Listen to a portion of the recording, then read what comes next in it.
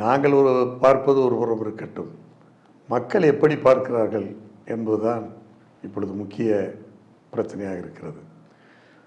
திராவிட முன்னேற்றக் கழகத்தினுடைய இப்பொழுது நடைபெற்று கொண்டிருக்கிற இந்த ஆட்சியை பொறுத்தவரையில் மக்கள் விரோத ஆட்சியாக, மக்கள் அதாவது விருக்கிற ஆட்சியாக இந்த ஆட்சி இருக்கிறது என்பதுதான் யதார்த்தமான உண்மை.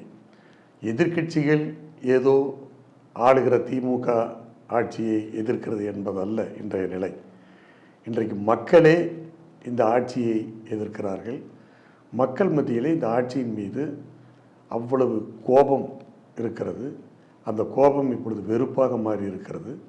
நிச்சயமாக இந்த வெறுப்பு வருகிற 2026 சட்டமன்ற தேர்தலில் இந்த ஆட்சிக்கு எதிராக எதிரொலிக்கும்.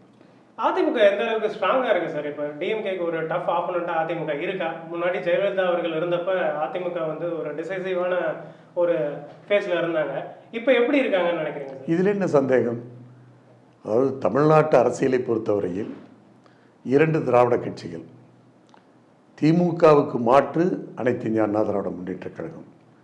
இன்றைக்கு தமிழ்நாட்டை பொறுத்தவரையில் பிரதான கட்சியாக திராவிட முன்னேற்றக் கழகத்தை விட அனைத்து இந்திய அண்ணா திராவிட முன்னேற்றக் கழகம் தான், அதாவது மக்கள் ஆதரவு பெற்ற ஒரு இயக்கமாக இருக்கிறது.